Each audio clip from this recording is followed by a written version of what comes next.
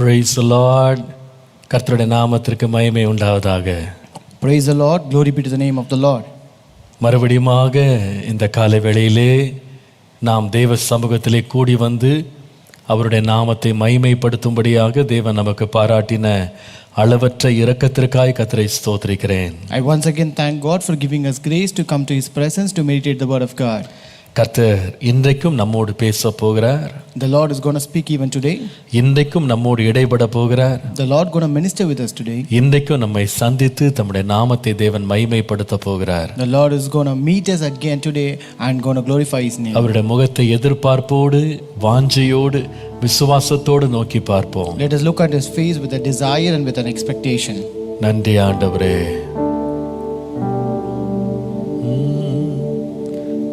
நித்திய தேவனாம் சத்திய பரந்தாம் நித்தமும் நம்முடன் இருப்பதாலே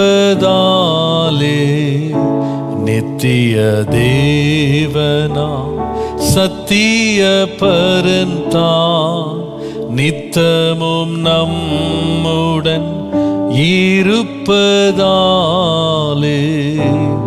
அவர் நல்லவர் என்றும் துதியுங்கள் அவர் கிருபை என்றும் உள்ளதே அவர் நல்லவர் என்றும் துதியுங்கள் அவர் கிருபை என்றும் உள்ளதே தேவ கிருபை என்றும் உள்ளதே அவர் கிருபை என்றும் உள்ளதே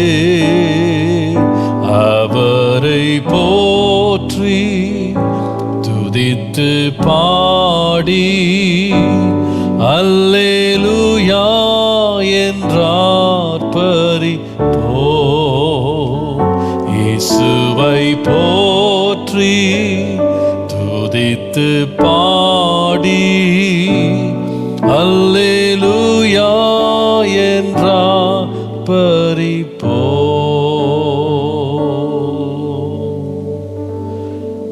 ரட்சகா உம்மை நன்றியோடு நாங்கள் ஸ்தோத்திரிக்கிறோம். Our Savior, we thank you with a grateful heart, Lord. ஆண்டவரே, இந்த காலை வேளையிலே நீர் எங்கள் மத்தியிலே இருந்து எங்களை வழிநடத்த போகிற நம்முடைய கிருபைக்காக நன்றி. Lord, thank you that you're going to stay with us in this morning hour and lead us by your grace, Lord. ஆண்டவரே, அதிகாலையிலே வாஞ்சையோடு ஒரு தாகத்தோடு எதிர்பார்ப்போடு உம்முடைய சமூகத்திலே காத்து நிற்கிற ஒவ்வொருவரும் இன்றைக்கு சந்திப்பீராக. May Lord meet each and everyone who are waiting in the presence with a great expectation and a desire, Lord. நீர் பேசும் ஆண்டவரே, நீர் சொல்வதை கேட்க ஆயத்தமாய் இருக்கிறோம். Lord, you speak, Lord, we are ready to hear what you're speaking. உம்முடைய திருவுள சித்தம் மாத்திரம் இன்றைக்கு வெளிப்படட்டும். Lord, let your will alone be done today, Father. நாங்கள் கேட்கிற ஒவ்வொரு வார்த்தையும் தியானிக்கிற தேவ வசனமும் எங்களுக்கு பெரிய ஒரு நன்மை இன்றைக்கு கொண்டு வர கிருபை தாரும். Let each and every word that we listen and the meditation that we do bring a great benefit to us. எங்களுக்கு ஒரு பெரிய மன தெளிவை உண்டாக்கும்படி ஜெபிக்கிறோம். We pray that it brings a great clarity in our hearts, Lord. உம்முடைய நாமத்தை எங்கள் மத்தியிலே மகிமைப்படுத்தும். Let your name be magnified amidst us. இயேசுவின் நாமத்தில் பிதாவே. In Jesus' name we pray. Amen. Amen. Praise the Lord. கர்த்தர் நல்லவர். Praise the Lord. God is good. கர்த்தர் கிருபையாக நம்முடைய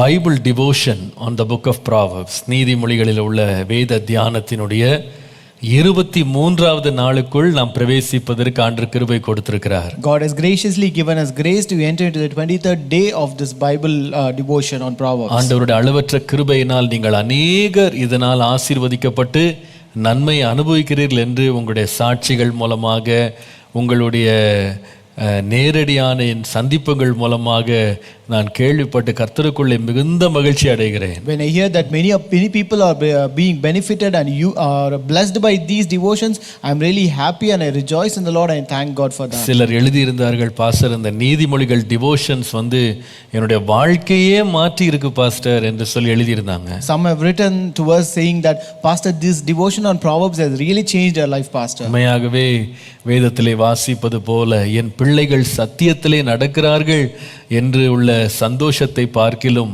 வேறொரு சந்தோஷம் எனக்கு இல்லை என்று எழுதப்பட்டதினுடைய உணர்வுதான் எனக்கும் இன்றைக்கு இருக்கிறது. So even I realize the fact that the verse says there is no other joy than to know that my children walk in the truth, and I really happy about that. உண்மையில் சொல்ல போனால் அது உங்களுக்கு மாத்திரமல்ல, என்னுடைய தனிப்பட்ட வாழ்க்கைக்கு இது மிகுந்த பிரயோஜனமா இருக்கிறது. Truly to say, it is not very useful to you alone, but it is also useful to my personal life as well. ஒவ்வொரு நாளும் இருட்டோடு அதிகாலையில நான் எழும்பி வேதத்தோடு உட்காருகிற இந்த அனுபவம் எனக்கு ரொம்ப ரொம்ப ஆசீர்வாதமாக இருக்கிறது. This experience where I get up very early in the morning in the dark and sit with the Bible and meditate on the word of God is really a blessed இந்த one. காலையிலே நான் யோசித்து கொண்டேன், இது என் வாழ்நாளெல்லாம் இப்படியே இருந்தால் எவ்வளவு நல்லா இருக்கும். This morning I thought, if this habit remains forever in my life, that would be very nice and beautiful. நான் இன்றைக்கு இந்த கூட்டத்துக்காக நான் ரொம்ப சீக்கிரம் எழும்பிடுறேன்.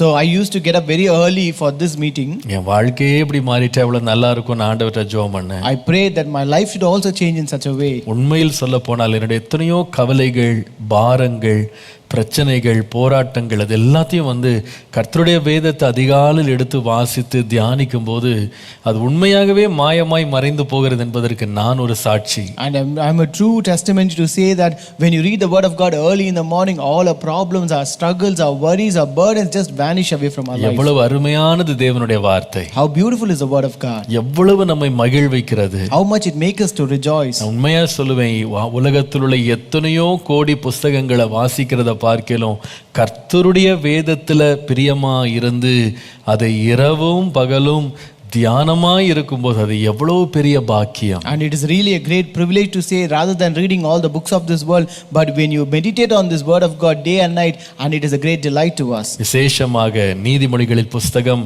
நமக்கு தேவனுடைய ஞானத்தை வெளிப்படுத்துகிற ஒரு அருமையான புஸ்தகம். Especially this book of Proverbs is a book that reveals the wisdom of God. இந்த ஞானம் நம்மை நோக்கி கூப்பிடுகிறது. This wisdom calls aloud towards us. முதலாம் அதிகாரம் 20-21 அதுதான் நாம் வாசித்துக் கொண்டிருந்தோம். That is what we were reading in Proverbs 1 verses 20 and 21. ஞானமானது வெளியே நின்று கூப்பிடுகிறது, வீதிகளில் சத்தமிடுகிறது. Wisdom calls aloud outside. She raises her voice in the open squares. அது தன் வார்த்தைகளை வசனித்து சொல்லுகிறது. She cries out in the chief concourses. வார்த்தைகளை வசனித்து சொல்லுகிறது. It is sounding her voice. அதனுடைய சத்தத்தை வசனித்து சொல்லுகிறது என்று வாசிக்கிறோம். It says that she raises her voice in the open squares. கர்த்தருடைய நாமத்திற்கு மகிமை உண்டாவதாக. Glory be to the name of the Lord. இந்த ஞானம் கூப்பிடுகிற காரியத்தை குறித்து இன்றைக்கு நாம் 23ஆம் வசனத்துல வாசிக்க போறோம். So today we are going to read from the verse 23 about the call of wisdom. இந்த ஞானம் என்ன சொல்லுது தெரியுமா? What does wisdom says? என் கடிந்து கொள்ளுதலுக்கு திரும்புங்கள். Turn at my rebuke. என் கடிந்து கொள்ளுதலுக்கு திரும்புங்கள். Turn at my rebuke. ஞானம் நம்மோடு பேசுகிற விதத்தில ஒரு விதம் என்னவென்றால், நம்மிடத்துல கடிந்து கொண்டு பேசுகிறது. One of the ways wisdom speaks to us is by rebuke. இந்த கடிந்து கொள்ளுதல் என்பது ரொம்ப இன்பமான ஒரு அனுபவம் கிடையாது. Rebuke is not going to be a sweet experience. இந்த கடிந்து கொள்ளுதல் அப்படின்னா அர்த்தம் என்னன்னா, ஒருவருடைய தவறுகளை, குற்றங்களை, பிழைகளை நேரடியாக கூர்மையாக அவர்களுக்கு நல்லா புரியும்படி உரைக்கும்படி அதை கொஞ்சம் காட்டமா சொல்றது, அதுதான் கடிந்து கொள்ளுதல். So rebuke means it is to express sharp disapproval or criticism of someone because of their behavior or actions. அதாவது இன்னொரு விதமா சொன்னா, இந்த கடிந்து கொள்ளுதல்ல கொஞ்சம் ஒரு சிட்டிகை சொல்லுவாங்க, ஒரு சிட்டிகை கோபமும் இருக்கும். So in other words you can say you can have a pinch of anger also in this rebuke. உங்களுக்கு அது பிடிக்கல, நீங்க அதை விரும்பல, அதை ஏற்றுக்கொள்ளல அப்படின்னு சொல்றத கொஞ்சம் காட்டமா, கொஞ்சம் கோபமா, கொஞ்சம் கடிந்து சொல்றது தான் கடிந்து கொள்ளுதல். So when you don't approve is when you disapprove or you want to criticize or you don't like it, but when you add a pinch of anger to that, that is rebuke. அதாவது இந்த கடிந்து கொள்ளுதல் என்பது நம்ம அநேகருக்கு விருப்பமாய் இராவிட்டாலும் கடிந்து கொள்ளுதல் என்பது ஞானம் நம்மை வந்து அடைகிற ஒரு பாதை, அல்லது அது கொண்டு வருகிற ஞானம் நம்மை வந்து அடைகிறதுக்கு ஒரு விதம் என்பதை மறந்து போகக்கூடாது. Though rebuke is not desirable for most of us, but it is one of the way that wisdom can reach us. அது நமக்கு பிரியமாய் இராவிட்டாலும் அதை நாம் கவனித்து ஏற்றுக்கொண்டால் அதில் பெரிய நன்மை உண்டாகும். Though it is not pleasing to us, but if we accept it, there is a great blessing out of it. இந்த கடிந்து கொள்ளுதலை குறித்து இன்றைக்கு காலையிலே ஆண்டவர் தியானிக்கும்படி கர்த்தர் எனக்கு உதவி செய்தார். Today the Lord enabled me to meditate on this rebuke. இன்றைக்கு இந்த கடிந்து கொள்ளுதலை குறித்து 3 முக்கியமான சத்தியங்களை உங்களோடு நான் பகிர்ந்து கொள்ள போகிறேன். Today I am going to share 3 important truths about rebuke. முதலாவது, First, கடிந்து கொள்ளுதல் என்பது மிகவும் அரிதான ஒரு காரியம். true rebuke is rare. உண்மையான கடிந்து கொள்ளுதல் என்பது மிகவும் அரிதான ஒரு காரியம். True rebuke is rare. நீங்கள் நீதிமொழிகள் 15ஆம் அதிகாரம் 31ஆம் வசனத்தை வாசிப்பீர்களானால், If you read Proverbs 15 and verse 31, ஜீவனுக்கு ஏதுவான கடிந்து கொள்ளுதலை ஏற்றுக்கொள்ளும் காது ஞானிகளிடத்தே தங்கும் என்று வாசிக்கிறோம். we read, the ear that hears the rebuke of life will abide among the wise. இதுல கடிந்து கொள்ளுதலுக்கு இன்னொரு விளக்கமும் கொடுக்கப்பட்டிருக்கு. Here there is also an explanation that is given to rebuke. அதாவது ஜீவனுக்கேதுவான கடிந்து கொள்ளுதல். Here it is the rebukes of life. அப்பனா கடிந்து கொள்ளுதல்லையும் ஒரு குவாலிட்டி இருக்கு. So it means there's a quality also in rebuke. அதாவது கோவம் வர்றவங்க எல்லாம் பேசுறது எல்லாமே கடிந்து கொள்ளுதல் என்று எடுத்துக்கொள்ள முடியாது. It's not that who speak out of anger or rebuke. ஒருவருக்கு பிடிக்காம அவங்க போடுற சத்தத்தை எல்லாம் நல்ல கடிந்து கொள்ளுதல் என்று ஏற்றுக்கொள்ள முடியாது. You cannot consider or accept those people who don't like and make sound as a true rebuke. அதாவது ஜீவனுக்கேதுவான கடிந்து கொள்ளுதல் அப்படின்னு ஒன்று இருக்கு. So there is something called rebukes of life. அதனால தான் சொல்றேன் நான், உண்மையான கடிந்து கொள்ளுதல் என்பது ரொம்ப ரொம்ப அரிதானது, கிடைக்க பெறாதது. That's why I tell you, true rebuke is a rare thing. இன்னொரு விதமா இதை சொல்ல வேண்டுமானால், If I want to say in other words, நம்மை சரியாக நம்மை கடிந்து கொள்ளுகிறவர்கள் நீங்க ரொம்ப சீக்கிரத்துல பொதுவாக நீங்க கண்டுபிடிக்க முடியாது. So in other sense, if you want to say, there are not many people who can rebuke us in the proper way. அதாவது நல்ல தரமான கடிந்து கொள்ளுதல் என்பது கிடைக்க பெறாத ஒரு காரியம். Good quality rebuke is rare. ஏன் அது கடிந்து கொள்ளுதல் இப்படிப்பட்ட தரமான கடிந்து கொள்ளுதல் ஏன் கிடைக்க பெறாத ஒரு அரிதான காரியமா இருக்கிறது என்றால், Why this good quality rebuke is rare? அநேகர் கோபமா பேசுறதுக்கு அவங்க பழக்கப்பட்டிருக்கிறாங்க. ஆனா ஜீவனுக்கு ஏதுவான கடிந்து கொள்ளுதலை கொடுக்கிறதுக்கு அநேகருக்கு பழக்கம் இல்லை. Because there are many who outburst out of anger, but they don't rebuke that is towards our life. நீங்கள் 2 தீமோத்தேயு 2ஆம் அதிகாரம் 14ஆம் வசனத்தை வாசித்தால், If you read 2 Timothy 2 and verse 14, இவைகளை அவர்களுக்கு நினைப்பூட்டி ஒன்றுக்கும் பிரயோஜனம் இல்லாமல் கேட்கிறவர்களை கவிழ்த்து போடுகிறதற்கு ஏதுவான வாக்குவாதம் செய்யாதபடிக்கு கர்த்தருக்கு முன்பாக அவர்களுக்கு எச்சரித்து புத்தி சொல்லு என்று வாசிக்கிறோம். Remind them of these things, charging them before the law, not to strive about words to no profit, to the ruin of the hearers. அதாவது இன்றைக்கு ஒரு விதமான கடிந்து கொள்ளுதல் ரொம்ப பிரபலமாக எல்லா இடத்திலும் காணப்படுகிறது. So today you can find a kind of rebuke that is very popular and found everywhere. அதாவது என்னன்னு சொன்னா, எந்த ஒரு கருத்தும் இல்லாம, எந்த ஒரு நோக்கமும் இல்லாம, எந்த ஒரு கட்டுப்பாடும் இல்லாம, நம்ம தமிழ்ல சொல்லுவாங்க பாருங்க, கண்ணாபின்னான்னு கடிந்து கொள்றது, இது நம்ம பொதுவா பார்க்கிறோம். So it is a kind of bashing or rebuking which is indiscriminate, which is an indiscriminate bashing or rebuke. Indiscriminate bashing, அதாவது ஒரு வரம்பு இல்லாம, ஒரு எல்லை இல்லாம, ஒரு நோக்கம் இல்லாம இஷ்டத்திற்கு கடிந்து கொள்றது. So it is like you bash or you rebuke without any constraint or any control or without any boundaries. அதாவது இது எப்படின்னா, எந்த காரியத்தை கடிந்து கொள்ளணுமோ, எந்த பிரச்சனையை கையாளணுமோ அதற்கு கடிந்து கொள்ளுதல் இல்லாம, தனிப்பட்ட நபரின் விமர்சனம், தனிப்பட்ட நபரை பற்றிய கடிந்து கொள்ளுதல் தான் ரொம்ப வீரியமாக இன்றைக்கு பிரபலமாக இருக்கிறது. So now it is more popular where the rebuke is more person oriented than problem oriented. அதாவது இன்றைக்கு உண்மையான பிரச்சனையை தீர்க்கிற கடிந்து கொள்ளுதல் இல்ல, யார் மேலேயோ இருக்கிற காழ்ப்புணர்ச்சியை தீர்த்து கொள்ளுகிற கடிந்து கொள்ளுதல் ரொம்ப ஜாஸ்தியா இருக்கு. So the today rebuke is not to solve a problem problem, but it is a vengeance against some person. இன்னைக்கு நிறைய பேர் வந்து பாத்தீங்கன்னா பிரசங்கிமார்கள் கூட கோபமான பிரசங்கிமார்கள் அப்படின்னு சில பேர் பெற்றிருக்கிறாங்க. Even today we know many preachers known as angry preachers. அதாவது எதை பார்த்தாலும் ஒரு எரிச்சல், ஒரு கோபம், அவங்க பிரசங்கத்திலே ஒரு கோபம் கொப்பளித்து கொண்டு வரும். So whenever you see in all their preachings, they just outburst and anger would be found in all their preaching. இதை அவர்களை வந்து தனித்துவம் உள்ளவர்களாக காண்பிக்கிறது. இதற்காக ஒரு பெரிய கூட்டம் அவர்களை பின்பற்றியும் செல்லுகிறது. So this shows them as a well known and is a significant to them, and there is a following for such people. இங்க பாருங்க, இப்படிப்பட்ட மனிதர்கள் வந்து இப்படி கோபமான பிரசங்கியார்களை கேட்பதற்கு விரும்புகிறாங்க. So these people love to hear such preachers who speak out angrily. நீங்க இந்த டிவி ப்ரோகிராம்ஸ்ல வந்து கொஞ்ச காலத்துக்கு முன்னால, இப்ப எப்படி இருக்குன்னு தெரியல, கொஞ்ச காலத்துக்கு முன்பாக நிறைய பிள்ளைங்க ரொம்ப கவரப்பட்ட ஒரு நிகழ்ச்சி என்னன்னு கேட்டீங்கன்னா WWF னு ஒரு ப்ரோகிராம் ஒன்று இருக்கும். So few years ago most of the children were attracted towards a program, TV program, that is WWF. அதாவது வேர்ல்ட் ரெஸ்லிங் ஃபெடரேஷனா ஃபவுண்டேஷனா என்னன்னு தெரியல அது.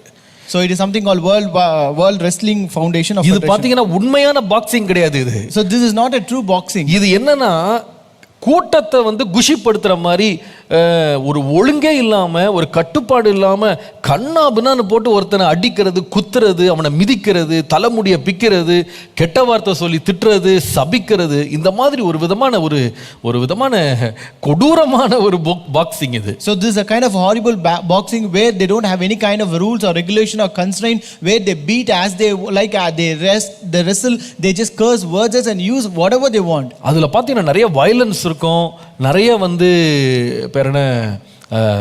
விரும்பத்தகாத வார்த்தைகள் இருக்கும், விரும்பத்தகாத நடக்கைகள் இருக்கும். ஆனா இதை விரும்புகிற ஒரு பெருங்கூட்டம் உலகத்தில் இருந்தது. You can find more of violence and undesirable words being spoken out, undesirable behavior being seen, but there are people who follow it and like it. ஆனா இத வந்து நீங்க ஒலிம்பிக்ஸ்ல சேர்க்க மாட்டாங்க. இத வந்து ஒரு சரியான சீரான விளையாட்டுக்குள்ள இத கொண்டு வரவே முடியாது. So this cannot be brought under a proper sport, or you cannot add it in the Olympics even. இன்னைக்கு சில பேர் கடிந்து கொள்றேன்னு சொல்லிட்டு இந்த மாதிரி WWF மாத்திட்டாங்க. So today people say that they rebuke, but they have changed it to a WWF. இந்த கடிந்து கொள்ளுதலே ஒரு என்டர்டெயின்மெண்டா இன்னைக்கு கிறிஸ்தவ உலகத்துல மாறிவிட்டது. Today this rebuke has become entertainment in the Christian world. நான் சொல்றது உங்களுக்கு விளங்குதா உங்களுக்கு? Can you understand what I say? அவர் நல்ல திட்டி பேசுவார், வாங்க போய் பார்த்துட்டு வரலாம். So he will scold very well. Come, let us go and watch it. நல்ல திட்டுவாரு, நம்ம போய் கேட்கலாம்.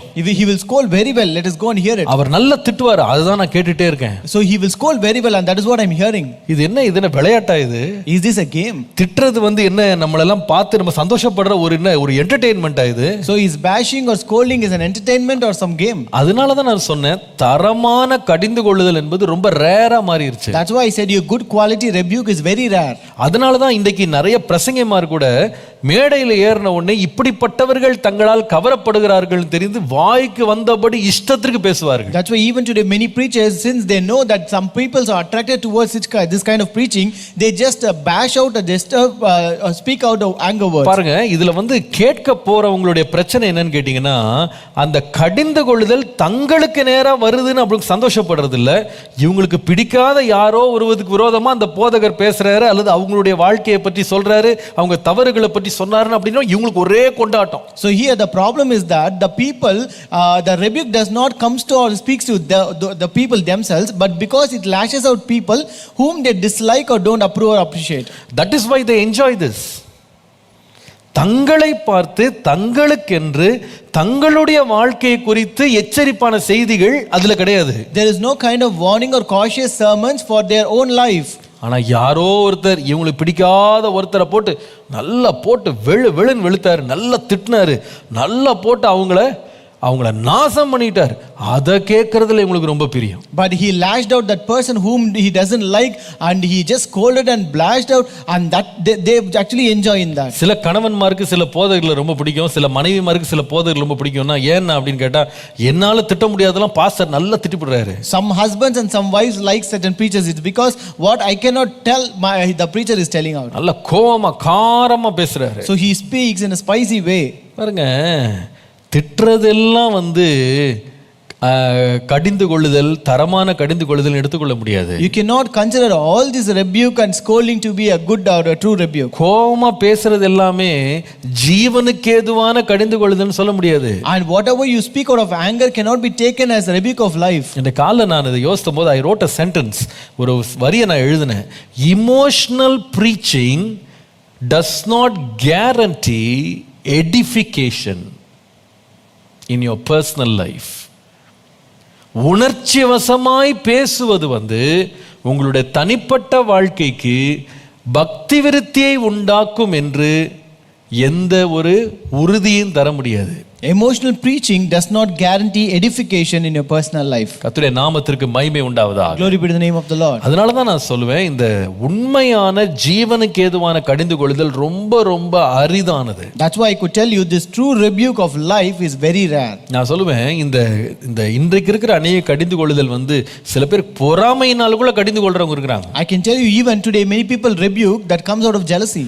ஏன் இதை ரொம்ப ரேர், ரொம்ப அரிதானதுன்னு நான் சொல்றேன் அப்படின்னு சொன்னேன்னா, why do I say it is very rare? கடிந்து கொள்ளக்கூடிய தகுதி உள்ளவர்கள் கூட இன்றைக்கு ரொம்ப குறைஞ்சிட்டு வர்றாங்கன்றதுதான் உண்மை. It's because people who have the credibility to rebuke are also a rare find. நீங்கள் பிரசங்கி 7ஆம் அதிகாரம் 5ஆம் வசனம் வாசிப்பீர்களானால், if read Ecclesiastes 7:5, வேதம் சொல்லுகிறது, ஒருவன் மூடரின் பாட்டை கேட்பதிலும் ஞானியின் கடிந்து கொள்ளுதலை கேட்பது நலம். It is better to hear the rebuke of the wise than for a man to hear the song of fools. யாருடைய கடிந்து கொள்ளுதல்? Whose rebuke? ஞானியின் கடிந்து கொள்ளுதல். Rebuke of the wise. அப்போ வாய் வச்சிருக்கவங்க எல்லாம் கடிந்து கொள்ளுங்கன்னு சொல்லல. So it doesn't say that whoever have a mouth can rebuke. ஞானி கடிந்து கொள்ளுகிற ஒரு கடிந்து கொள்ளுதல் ஒன்று இருக்கு. There's something called rebuke of the wise. இதை நீங்க எல்லா இடத்துலயும் நீங்க பாத்திர முடியாது. This you cannot find everywhere. நிறைய பேர் சத்தமா பேசுறதுனால அவங்க ரொம்ப கருத்தா பேசுறாங்கன்னு அர்த்தம் கிடையாது. So just because people speak aloud, it doesn't mean that they speak meaningful. நல்ல கோபமா பேசுறாங்க அப்படின்றதுக்காக சத்தியத்தை பேசுறாங்கன்னு அர்த்தம் கிடையாது. Just because they speak out of anger doesn't mean they speak the truth. அநேக இடங்கள்ல சத்தம் ரொம்ப ஜாஸ்தி இருக்கும், காரம் ரொம்ப ஜாஸ்தி இருக்கும், கோபம் ரொம்ப ஜாஸ்தி இருக்கும், கருத்து ஒண்ணு இருக்காது. Many places the sound would be higher, the anger would be higher, but they will not be meaningful. அதுல சத்தியம் இருக்காது. There will not be truth in that. அதுல ஞானம் இருக்காது. There will not be wisdom in that. ஞானமுள்ள கடிந்து கொள்ளுதல் ஒன்று இருக்கு. There's something called rebuke of the wise. பாருங்க, நிறைய பேருக்கு உண்மையா சொல்றேன், இந்த ஞானம் மாத்திரம் கிடையாது, இந்த கடிந்து கொள்ளுகிற, அதாவது ஜீவனுக்கேதுவான கடிந்து கொள்ளுதலை கொடுக்கிற தைரியமும் அநேகருக்கு இந்த காலங்களிலே இல்லாமல் போகிறது உண்மை. And not only the wisdom or wise rebuke, many people do not have the guts to also have this rebuke of life. அதாவது ஒரு தரமான கடிந்து கொள்ளுதலை கொடுக்கக்கூடிய தரமான வாழ்க்கையும் அநேகருக்கு இல்லாதது ரொம்ப ரொம்ப வேதனைக்குரிய ஒரு காரியம். Not many have the standard life to give a genuine and standard rebuke. நான் சொல்றது விளங்குது நான் நினைக்கிறேன். I hope you can understand. நிறைய பேர் கடிந்து கொள்ளாம இருக்கிறதுக்கே காரணம் என்னன்னு கேட்டா, அவங்களுடைய வாழ்க்கையும் தரவில்லாம போயிருச்சு. The reason why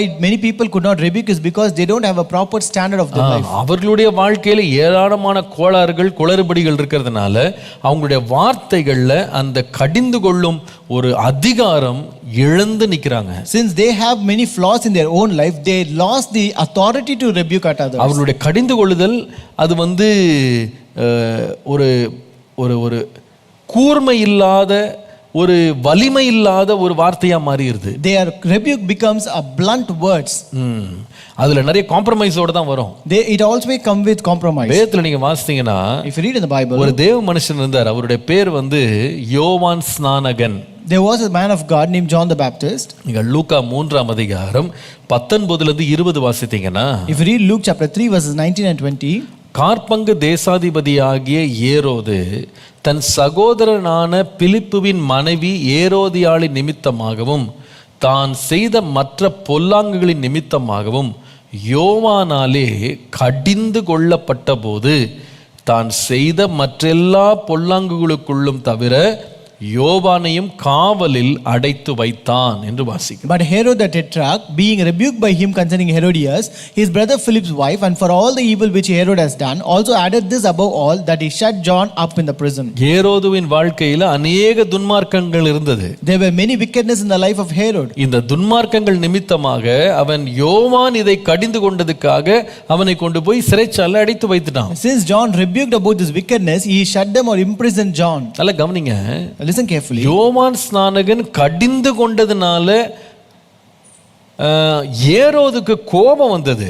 Since John the Baptist rebuked, Herod became furious. அவனுக்கு அது பிரியமில்லாம போயிருச்சு. It was not pleasing to him. ஆனால் நீங்கள் மார்க் 6ஆம் அதிகாரம் 19 முதல் 20 வசனங்களை வாசித்தால், But if you read Mark 6 verse 19 and 20, வேதம் சொல்லுகிறது, ஏரோதியாளும் அவனுக்கு சதி செய்ய நினைத்து அவனை கொன்று போட மனதாயிருந்தாள், ஆகிலும் அவளால் கூடாமற் போயிற்று.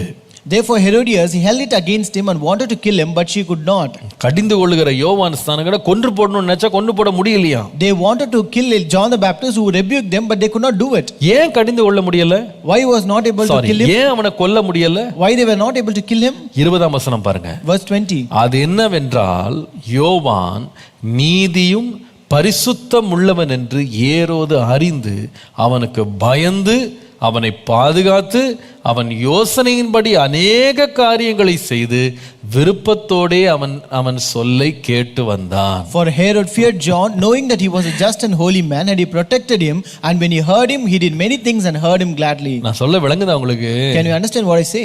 யோவான் ஸ்நானகன் ரொம்ப கடுமையான வார்த்தைகளை தான் பேசி கடிந்து கொண்டாரு. John the Baptist rebuked using harsh words. அவர் தன்னிடத்துல ஞானஸ்நானம் பெற வந்தவர்களை பார்த்து எப்படி கூப்பிட்டாருன்னா, விரியன் பாம்பு குட்டிகளேன்னு கூப்பிட்டாரு. Even he called those who came to be baptized as a brood of vipers. அவர் அந்த ஞானஸ்நானம் எடுக்க வந்தவங்களை பார்த்து சொன்னாரு, இதோ கோடரியானது வேர் அருகே வைக்கப்பட்டிருந்ததுன்னாரு. And to the people who came to be baptized, he said, here an axe is laid up at the near the tree. வேர் அருகே, on the roots of the tree, on the root of the tree ன்னு சொன்னாரு. அந்த ஆளை பார்த்தாலும் ரொம்ப கடுமையா தான் இருப்பாரு. So he should be very rough and tough. ஒட்டக மயிர் தரித்தவராக, who wore the camel's hair, வெட்டுக்கிளிகளையும் காட்டு தேனையும் புசிக்கிறவராக ஒரு மாதிரி காட்டு மனுஷன் மாதிரி தான் இருந்தார். He was like a wild man eating the locust and wild honey. அவர் வார்த்தையும் காட்டமா தான் இருந்தது. Even his words were very wild. இந்த ராஜாவையே கடிந்து கொண்டார். Even he rebuked the king. ஆனா அந்த மனுஷன், இந்த ராஜா இந்த யோவான் ஸ்நானகனை பார்த்து பயந்தானா? But this king was afraid of John the Baptist. ஏன்? Why? அவன் நீதியும் பரிசுத்தம் உள்ளவன் என்று அவன் அறிந்து அவனை கொலை செய்யறதுக்கு ஏரோதியாளுக்கு இடங்கொடாதபடி பாதுகாத்துக்கிட்டான். Because he know that he was a just and holy man and did not give room for Herodias to kill him. அதான் நான் உங்களுக்கு சொன்னேன், தரமான கடிந்து கொள்ளுகிறவர்களை கண்டுபிடிப்பது ரொம்ப கஷ்டம். That's why I told you good quality rebuke is very rare. கத்தி பேசுறவங்க, சத்தம் போட்டு பேசுறவங்க, கோபத்துல பேசுறவங்க, எரிச்சல்ல பேசுறவங்கள கண்டுபிடிக்கலாம். When you see people who speak aloud, who speak out of anger, who speak out of jealousy, you can easily find out. ஆனால் நீதியோடும் பரிசுத்தத்தோடும் வாழ்க்கை வாழ்ந்து கடிந்து கொள்றவர்களை கண்டுபிடிக்கிறது ரொம்ப ரொம்ப அரிது. But it is very rare to find people who live a just and holy life, a righteous life, and who rebuke with that righteousness. நான் ஏன் தரமான கடிந்து கொள்ளுதல் கண்டுபிடிப்பது ரொம்ப அரிதுன்னு சொல்றேன்னா இன்னொரு காரணமும் இருக்கு. Why do I say that this true rebuke is rare? There is one more reason. ஏனென்றால் அநேகருக்கு தாங்கள் கடிந்து கொள்ளும் காரியத்தை பற்றி சரியான ஞானம் இல்லாமல் போகிறதை நாம் இந்த காலங்களில் பார்க்கிறோம். It's because not many have the wisdom to realize or identify that rebuke or problem. அவங்க எதை பற்றி பேசுறாங்க, எந்த பிரச்சனையை பற்றி கையாளுறாங்க அப்படின்ற சரியான ஞானமற்றவர்களாய் கடிந்து கொள்வதனால அது ஒரு தரமற்ற கடிந்து கொள்ளுதலா மாறுகிறது. So since they don't have wisdom to realize or identify where the problem is and then rebuke, that rebuke becomes useless. நீங்கள் 2 தீமோத்தேயு 2:15 வாசிப்பீர்களானால், if you read 2 Timothy 2:15, அவர் சொல்லுகிறாரு, நீ வெட்கப்படாத ஊழியக்காரனாயும் சத்திய வசனத்தை நிதானமாய் பகுத்து போதிக்கிறவனாயும் உன்னை தேவனுக்கு முன்பாக உத்தமனாக நிறுத்தும்படி ஜாக்கிரதையாயிரு. Here he says, be diligent to present yourself approved to God, a worker who does not need to be ashamed, rightly dividing the word of truth. இதே பவுல் தான் தீமோத்தேயுக்கு சொன்னார், கடிந்து கொண்டு புத்தி சொல்லுனாரு. So the same Paul said, you exhort and you condemn people. rebuke கடிந்து கொண்டு புத்தி சொல். Rebuke and exhort him. அப்போ இந்த கடிந்து கொள்ளுன்னு சொன்னதுலயும் அவர் ரொம்ப ஜாக்கிரதையா சொன்னாரு, நீ வேத வசனத்தை பகுத்து போதிக்கிறவனாக தான் கடிந்து கொள்ளணும். So even in rebuking he said you should rightly divide the word of truth and rebuke. இன்னைக்கு நிறைய பேர் பிரச்சனை எங்க இருக்குன்னு கண்டுபிடிக்கிறது இல்ல, அந்த பிரச்சனைக்கு சரியான தீர்வையும் அவங்க வேதத்துல இருந்து கொடுக்கிறது இல்ல. Today many people don't find where the problem is and they don't give a proper solution for that problem. அவர்களுடைய கடிந்து கொள்ளுதல் ஜீவனுக்கு எதுவா இராத காரணம் என்னன்னா அதுல ஞானம் இல்ல.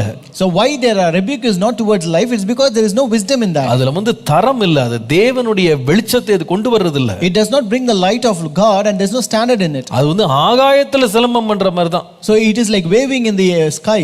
வாய்க்கு வந்தபடி பேசுறதுதானே தவிர அதுல ஒரு சத்தியமோ ஒரு தெளிவோ ஒரு ஜீவனோ ஒரு தீர்வோ அதுல இருக்காது. So they just speak out words as such, but there is no truth or no wisdom or no solution in that. இதை நீங்க எல்லா இடத்துலயும் இப்ப கேட்க ஆரம்பிக்கிறோம். This you can hear in every places. Lot of noise, no substance. நிறைய சத்தம், but எந்த கருத்துமே கிடையாது. It is lot of noise and no substance. நீங்கள் கடிந்து கொள்ளுதல்ல ஞானம் இருக்கணும்ன்றது முக்கியத்துவத்தை நீங்க ஒரு சம்பவத்தை படித்தீங்கன்னா நீங்கள் மத்தேயு எழுதின சுவிசேஷம் 16ஆம் அதிகாரத்துல படிக்கலாம். When you read an incident in Matthew chapter 16, you can read about being wise in rebuking. அதாவது 16ஆம் அதிகாரம் 22ல இருந்து 23 வரைக்கும் நீங்கள் வாசிப்பீர்களானால் Chapter 16 verses 22 and 23. இயேசு தன்னுடைய மரணத்தை குறித்து பேச ஆரம்பித்த உடனே பேதுரு என்ன செய்தான்னா இயேசுவை தனியே அழைத்து கொண்டு போய், ஆண்டவரே இது உமக்கு நேரிடக்கூடாதே, இது உமக்கு சம்பவிப்பதில்லை என்று அவரை கடிந்து கொள்ள தொடங்கினான்னு போட்டிருக்கு. When Jesus began to speak about his death, then Peter took him aside and began to rebuke him, saying, "Far be it from you, Lord, this shall not happen to you." இவரும் கடிந்து கொண்டாரு. He rebuked him. இயேசுவையே கடிந்து கொண்டாரு. He rebuked Jesus. ஆனா இந்த கடிந்து கொள்ளுதலுக்கு அவர் பாராட்டு பெறல. But he was not appreciated for this rebuke. இந்த கடிந்து கொள்ளுதல் அங்கீகரிக்கப்படல. This rebuke was not approved. ஏன்? Why? இயேசு அந்த கடிந்து கொள்ளுதலுக்கு கொடுத்த பதில் என்னன்னு கேட்டீங்கன்னா, what was the reply given by Jesus? கடிந்து கொண்ட பேதுருவை பார்த்து சொன்னாரு, and to Peter he said, எனக்கு பின்னாக போ சாத்தானே, get behind me Satan, நீ எனக்கு இடரலா இருக்கிறாய், you are an offense to me. தேவனுக்கு ஏற்றவைகளை சிந்தியாமல் மனுஷருக்கு ஏற்றவைகளை சிந்திக்கிறாய் என்று சொன்னாராம். He said, for you are not mindful of the things of God but the things of men. அதாவது தேவனுக்கு அடுக்காத கடிந்து கொள்ளுதல் ஒன்று இருக்கு. So there is some rebuke which is not accepted by God. மனுஷருக்கு ஏற்ற விதமான கடிந்து கொள்ளுதல் ஒன்று இருக்கு. So there is a rebuke which is pleasing to men. ஆனா அது தேவனால அங்கீகரிக்கப்படல. But that was not approved by God. அது தேவ சித்தத்தின்படி கிடையாது. That is not according to God's will. தேவ ஞானத்தை வெளிப்படுத்துற கடிந்து கொள்ளுதல் கிடையாது. It is not a rebuke that reveals the wisdom of God. நல்ல சத்தம் இருக்கும், கூச்சல் இருக்கும், பயங்கர கோபம் இருக்கும், எரிச்சல் இருக்கும், காரம் இருக்கும். But there would be a noise and voice and a sound, spiciness and also jealousy in that. அது உணர்ச்சிகளை தூண்டும். It will stir up your emotions. இருதயத்தை பாதிக்கும். It will affect your heart. மனிதனுடைய உணர்ச்சிகளை ரொம்ப காயப்படுத்தும். It will hurt the emotions of men. ஆனா அது தேவனுக்குரியது கிடையாது. But that does not belong to God. அது வெறும் மாம்சீகமானது. It is something physical. அதுல ஞானம் கிடையாது. There is no wisdom in that. அது பிரச்சனைகளுக்கு சரியான தீர்வை கொடுக்காது. It will not give us proper solution for the problem. நான் சொல்லுவேன், அதனால தான் நான் உங்களுக்கு சொல்றேன், தரமான உண்மையான நேர்மையான கடிந்து கொள்ளுதலை கண்டுபிடிப்பது என்பது மிக மிக அரிது. That's why I tell you, finding a true rebuke, a standard rebuke is truly rare. நீங்க முதலாவது எனக்கு ஆண்டவர் கற்றுக் கொடுத்த சத்தியம் உண்மையான கடிந்து கொள்ளுதல் கண்டுபிடிப்பது அரிது. ஆனால் நீ கண்டுபிடித்து விட்டாயானால் அதை இழந்து விடாமல் நாம் அதை கனப்படுத்தி பாதுகாக்க வேண்டும். The first truth that God taught me today was true rebuke is rare, but if you find it, then you should keep it and protect it that we may not lose it. இரண்டாவது சத்தியம் ஒன்று இருக்கு, இந்த கடிந்து கொள்ளுதலை பற்றி கர்த்தர் எனக்கு கற்றுக் கொடுத்தது. There's a second truth about this true rebuke. இரண்டாவது, கடிந்து கொள்ளுதல், அதாவது உண்மையான கடிந்து கொள்ளுதல் நமக்கு மிகுந்த பலனை கொடுக்கக்கூடியது. Second, true rebuke is rewarding. உண்மையான கடிந்து கொள்ளுதல் மிகுந்த பலனை கொடுக்கக்கூடியது. True rebuke is rewarding. கர்த்தருடைய நாமத்திற்கு மகிமை உண்டாவதாக. Glory be to the name of the Lord. 2 தீமோத்தேயு 3ஆம் அதிகாரம் 16-17 வசனங்களை வாசிங்களேன். 2 Timothy chapter 3 verses 16 and 17. வேத வாக்கியங்கள் எல்லாம் தேவ ஆவியினால் அருளப்பட்டிருக்கிறது. All scripture is given by inspiration of God. தேவனுடைய மனுஷன் தேறினவனாகவும் எந்த நற்கிரியும் செய்ய தகுதி உள்ளவனாய் இருக்கும்படியாக அவைகள் உபதேசத்துக்கும் கடிந்து கொள்ளுதலுக்கும் சீர்திருத்தலுக்கும் நீதியை படிப்பிக்குதலுக்கும் பிரயோஜனம் உள்ளவைகளாய் இருக்கிறது. And is profitable for doctrine, for reproof, for correction, for instruction in righteousness, that the man of God may be complete, thoroughly equipped for every good work. நல்லா கவனிங்க. Listen carefully. தேவனுடைய வசனம் எதெல்லாம் கொண்டு வருது அப்படின்னு கேட்டா, What does the word of God brings? எதற்கெல்லாம் அது பிரயோஜனமா இருக்குன்னு கேட்டீங்கன்னா, It is profitable or useful for what? உபதேசத்திற்கு, For doctrine, கடிந்து கொள்ளுதலுக்கு, for reproof, சீர்திருத்தலுக்கு, for correction, நீதியை படிப்பிக்கிறதற்கு for instruction in righteousness. பிரயோஜனம் உள்ளவைகளாய் இருக்கிறது. It is profitable for that. அப்போ கர்த்தருடைய வேத வசனம் நம்ம வாசிக்கும் போது, தியானிக்கும் போது நம்மை கண்டித்து கடிந்து உணர்த்துகிற ஒரு கூரான ஒரு பட்டயம் போல நம்மை நோக்கி வருது. Therefore, when you read the word of God, it comes like a very sharp-edged knife that would reproof and rebuke and correct us. Like a sword.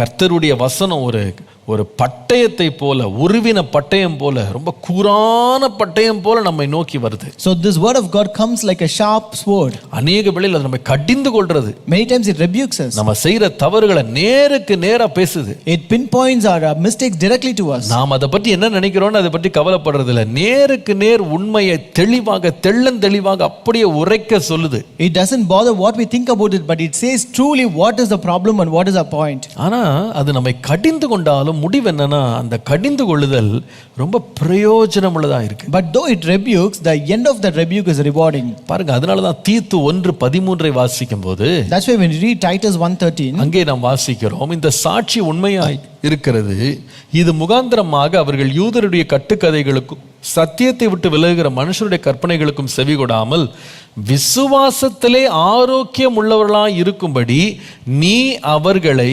கண்டிப்பாய் கடிந்துகொள். This testimony is true, therefore rebuke them sharply, that they may be sound in the faith. கண்டிப்பா கடிந்து கொள்ளணுமா? You should rebuke them sharply. கண்டிப்போட, அதாவது இங்கிலீஷ்ல நல்ல கூர வெட்டுற மாதிரி கடிந்து கொள்ளணுமா? So in English it says you should rebuke them sharply, like how you cut. அப்போ கூரா இருக்கிற மாதிரி கடிந்து கொண்டாலும் நீங்க ஒன்றும் மறந்துடக்கூடாது. அது முடிவு என்னன்னு சொன்னா, விசுவாசத்துல ஆரோக்கியம் உண்டாக வேண்டும். Though you rebuke sharply, what is the end of it? That they may be sound in the faith. நீங்கள் நீதிமொழிகள் முழுவதும் வாசித்தீங்கன்னா, இந்த கடிந்து கொள்ளுதல் கொண்டு வரும் நன்மைகளை குறித்து ஒரு பெரிய பட்டியலே நீங்க எழுதலாம். If you read the book of Proverbs, you can list out the benefits that this rebuke brings in. நான் உங்களுக்கு வேகமா அது பட்டியல் சொல்றேன். I will list out very fast. வேணா குறித்து கொள்ளுங்க. You can note it down. இன்னும் அநேகம் இருக்கிறது. ஆனா ஒரு சுருக்கமான ஒரு லிஸ்ட் மட்டும் கொடுக்கிறேன். There are many more, but I give you only short list. நீதிமொழிகள் 13:18. Proverbs 13:18. வேதம் சொல்லுகிறது, புத்திமதிகளை தள்ளுகிறவன் தரித்திரத்தில் லட்சியம் அடைவான், கடிந்து கொள்ளுதலை கவனித்து நடக்கிறவனோ கனம் அடைவான் என்று வாசிக்கிறோம். Poverty and shame will come to him who disdains correction, but he who regards a rebuke will be honored. நீதிமொழிகள் 15:22 பாருங்களேன். Proverbs 15:32. புத்திமதிகளை தள்ளி விடுகிறவன் தன் ஆத்துமாவை வெறுக்கிறான், கடிந்து கொள்ளுதலை கேட்கிறவனோ ஞானம் அடைவான். He who disdains instruction despises his own soul, but he who heeds rebuke gets understanding. நீதிமொழிகள் 28:23 வாசித்து பாருங்க. Proverbs 28:23. தன் நாவினால் முகஸ்துதி பேசுகிறவனை பார்க்கிலும் கடிந்து கொள்ளுகிறவன் முடிவில் அங்கீகாரம் பெறுவான். He who rebukes a man will find more favor afterward than he who flatters with the tongue. கர்த்தருடைய நாமத்துக்கு மகிமை உண்டாவதாக. Glory be to the name of the Lord. நீதிமொழிகள் 29:15. Proverbs 29:15. நீங்கள் அதில் வாசிக்கும் போது, பிரம்பும் கடிந்து கொள்ளுதலும் ஞானத்தை கொடுக்கும். The rod and rebuke gives wisdom. தன் இஷ்டத்திற்கு விடப்பட்ட பிள்ளையோ தன் தாய்க்கு வெட்கத்தை உண்டு பண்ணுவான். But a child left to himself brings shame to his mother. நீங்கள் 29ஆம் அதிகாரம் 1ஆம் வசனம் வாசித்தீங்கன்னா, Proverbs 29:1. கடிந்து கொள்ளுதல கேட்காம இருந்தா என்ன நடக்கும்னு போட்டிருக்கு. அடிக்கடி கடிந்து கொள்ளப்பட்டும் தன் பிடரியை கடினப்படுத்துகிறவன் சகாயமின்றி சடிதியிலே நாசம் அடைவான்னு போட்டிருக்கு. He who is often rebuked and hardens his neck will suddenly be destroyed, and that without remedy. நீங்க வேதம் முழுவதும் வாசித்தீங்கன்னா, சிறந்த கடிந்து கொள்ளுதல், ஜீவனுக்கு ஏதுவான கடிந்து கொள்ளுதலை ஒருவன் பெற்றுக்கொள்வானானால், ஏற்றுக்கொள்வானானால், அவன் முடிவு ஞானம், அவன் முடிவு கனம், அவனுடைய முடிவு பெரிய ஆசீர்வாதம். So even when you read in the Bible, if a person accepts this true rebuke or rebuke of life, and the end of it is a wisdom, honor and a great blessing. கர்த்தருடைய நாமத்திற்கு மகிமை உண்டாவதாக. Glory be to the name of the Lord. அதனால தான் எபிரேயர் 12:5 வாசிக்கிறோம். That's why we read in Hebrews 12:5. அன்றியும் என் மகனே கர்த்தருடைய சிற்சையை அற்பமாய் எண்ணாதே, அவரால் கடிந்து கொள்ளப்படும் போது சோர்ந்து போகாதே. And my son, do not despise the chastening of the Lord, not be discouraged when you are rebuked by him. கடிந்து கொள்ளும்போது சோர்ந்து போயிடாதப்பா. Don't be discouraged when you are rebuked. கடிந்து கொள்ளுதலை பற்றி அவர் பேசும்போது சொல்லுவாரு, தொடர்ந்து வாசித்தீங்கன்னா When you continue to read, you can read it. 11ஆம் வசனத்துல வாசிக்கும்போது Verse 11 says, அதாவது நல்ல கடிந்து கொள்ளுதல் நம்முடைய செவிகளுக்கு அது கசப்பாக வேதனையாக இருக்கும், ஆனா நம்முடைய ஆத்துமாவுக்கோ பெரிய நன்மையை கொண்டு வரும். No chastening seems to be joyful for the present but painful, but afterward it yields a peaceable fruit of righteousness. வாசிக்கிறோம் பாருங்க, பிற்காலத்தில் அதாவது எந்த சிற்சையும் தற்காலத்தில் சந்தோஷமாய் காணாமல் துக்கமாய் தான் காணும். So no chastening seems to be joyful for the present but painful. ஆனா பிந்தின காலத்துல அதில் பழகினவர்களுக்கு நீதியான சமாதான பலனை தரும். Nevertheless afterward it yields a peaceable fruit of righteousness to those who have been trained by it. அதனால தான் சங்கீதக்காரன் எழுதும்போது சங்கீதம் 141:5 வாசித்தீங்கன்னா, That's why when you read in Psalm 141 and verse 5, நீதிமான் என்னை தயவாய் குட்டி என்னை கடிந்து கொள்ளட்டும், அது என் தலைக்கு எண்ணெயை போல் இருக்கும், என் தலை அதை அல்லல் தட்டுவதில்லை என்று வாசிக்கிறோம். we read, let the righteous strike me, it shall be a kindness, and let him rebuke me, it shall be as excellent oil. எவ்வளவு அழகா இருக்கு பாருங்க. How beautiful it is. தரமான கடிந்து கொள்ளுதல், ஜீவனுக்கு ஏதுவான கடிந்து கொள்ளுதல் நமக்கு நேரா வருமானா அது நமக்கு பெரிய ஆசீர்வாதம் கொண்டு வரும். When good quality rebuke and rebuke of life comes to us, it always brings blessing to us. நல்லா கவனிக்கணும் நீங்க. You have to listen carefully. இந்த சிறந்த கடிந்து கொள்ளுதல் எப்படி இவ்வளவு நன்மையை பயக்கிறதா வரணும்னா, அந்த கடிந்து கொள்ளுதல் வேத வசனத்தை சரியாக பகுத்து நிதானித்து போதிக்கிறாங்க பாருங்க. அந்த கடிந்து கொள்ளுதல் தான் நமக்கு ஜீவனையும் மேன்மையையும் ஞானத்தையும் கனத்தையும் நம்முடைய வாழ்க்கையிலே நற்கிரியைகளையும் வெளியே கொண்டு வரும். So only this true rebuke that brings reward of this rebuke that is being given by people who discern the word of God and preach that and rebuke in such a way that will bring out a great blessing, great honor and great things in our life. இந்த கடிந்து கொள்ளுதல், நான் சொன்ன தரமான கடிந்து கொள்ளுதல் கண்டுபிடிக்க ரொம்ப ரொம்ப ரொம்ப rare. I told you true rebuke is very rare. ரெண்டாவது சொன்ன இந்த உண்மையான நேர்மையான தரமான கடிந்து கொள்ளுதல் என்பது நம்ம வாழ்க்கையில மிகுந்த பலனை கொடுக்கக்கூடியது. And next I told you true rebuke or the standard rebuke is rewarding in our life. மூன்றாவது கடைசியா சொல்லுவேன், Third and the last, இந்த கடிந்து கொள்ளுதல் என்பது நம்மை ஒரு நெருங்கிய உறவுக்குள்ளே கொண்டு வரும். true rebuke is relational. True rebuke will actually bring people close together than anything else. நேர்மையான தரமான கடிந்து கொள்ளுதல் ஒருவரை நல் உறவுக்குள்ளே கட்டி எழுப்பும். This true rebuke will build a person in good relationship. நீங்கள் வெளிப்படுத்தல் 3:19 வாசித்தீங்கன்னா, Revelation 3:19 says, நான் நேசிக்கிறவர்கள் எவர்களோ அவர்களை கடிந்து கொண்டு சிட்சிக்கிறேன். As many as I love, I rebuke and chasten. என்ன அழகா இருக்கு பாருங்க. How beautiful it is. உண்மையான அன்பை வெளிப்படுத்துறது கடிந்து கொள்ளுதலின் மூலமாகவும் என்பதை மறந்து போக கூடாது. So when you express a true love, it can be expressed through rebuke as well. இந்த வசனத்தை எப்படி வியாக்கியானம் பண்ண கூடாதுன்னா, உண்மையான அன்பு இருந்தா எப்பவுமே திட்டிக்கிட்டே இருக்கணும்னு அர்த்தம் கிடையாது. We should not misinterpret this as when you have true love, we should always rebuke and scold. நேசிக்கிறவர்களை நான் கடிந்து கொள்றேன் ஆண்டவர் சொன்னாரு. The Lord said, whomsoever are alive, I rebuke them. நேசிக்கிறவர்களை கடிந்து கொண்டே இருக்கிறேன்னு போடல. He never said, I will keep on rebuking those I love. இல்ல, it's not that way. எங்க தேவையோ கடிந்து கொள்ளுதல் வருது. So wherever it is necessary, I rebuke them. ஆனா இந்த கடிந்து கொள்ளுதல் கோபத்தினாலோ எரிச்சலினாலோ காழ்ப்புணர்ச்சியினாலோ வருகிறது இல்ல, அன்பினால் வருகிறது. But this rebuke does not come out of anger or jealousy or vengeance, but it comes out of love. இன்னைக்கு பாருங்க, பொதுவாகவே ஜனங்கள் இந்த கடிந்து கொள்ளுதலை விரும்புறது கிடையாது. Generally today people don't like this rebuke. உண்மையா சொல்ல போனா இந்த நேர்மையான நேரடியான தரமான கடிந்து கொள்ளுதல்களை அவங்க வெறுக்கிறாங்க. Truly people hate this kind of true rebuke or standard rebuke or a best rebuke. இன்றைக்கு நிறைய பேர் எதை விரும்புறாங்க அப்படின்னு சொன்னா, நீ என்ன தடவி கொடு, நான் உன்னை தடவி கொடுக்கிறேன். So today people actually, you pat me back and I will also pat you on your back. நீ என்ன பாராட்டு, நான் உன்னை பாராட்டுறேன். I will appreciate you and you also appreciate me. இப்படி ஒருவரை ஒருவர் பாராட்டி கொள்ளுகிற ஒரு சூழ்நிலை சூழ்நிலையிலேயே வாழணும்னு நிறைய பேர் விரும்புறாங்க. Today people always desire to live in such kind of appreciating situation. அதாவது இப்போ என்னன்னா, இப்போ ஒரு விதமான ஒரு philosophy இருக்கு பாருங்க, இந்த பாசிட்டிவ்னு சொல்லியே நிறைய பேர் வந்து நிறைய பேரோட குற்றத்தையே சொல்றது கிடையாது. Today there is a philosophy that is going around where people say it is always positive and therefore they don't pinpoint others' mistakes. அதனால பிள்ளைகளும் பாத்தீங்கன்னா ஒரு சின்ன திட்ட கூட இன்னைக்கு வாங்குறதுக்கு அவங்க ரெடியா இல்ல. And therefore even children could not bear or could not accept even a small scoldings. ஒரு காலத்துலலாம் வந்து அடி உதலாம் விழும்.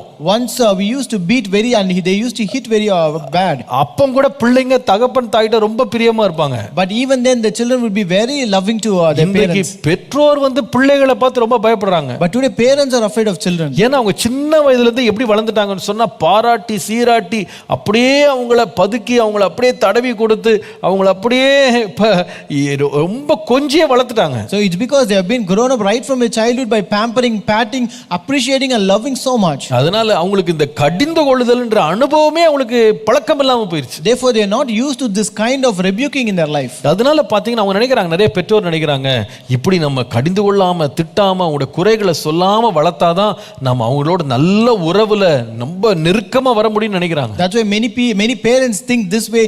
If we don't pinpoint the mistake of our children, only then we can come in a close relationship with our children. ஆனால் உண்மை என்னன்னா, இப்படி வளர்ப்பது வந்து உறவுகளை நெருங்க செய்யாது, அது உறவுகளை வந்து கசந்து போக பண்ணும். But doing so will not bring an intimacy in relationship, that it will bring a bitterness in a relationship. ஆனால் ஒரு அன்பான உறவுல வந்து கடிந்து கொள்ளுதல் என்பது நிச்சயமா ஒரு பகுதியா இருக்கணும். But when it is a true love, there will be a rebuke as a part in it. ஏன் தெரியுமா? You know why? நீதிமொழிகள் 27:5 வாசிப்பீர்களானால், if you read Proverbs 27:5, மறைவான சிநேகத்தை பார்க்கிலும் வெளிப்படையான கடிந்து கொள்ளுதல் நல்லது என்று வாசி. we read open rebuke is better than love carefully concealed.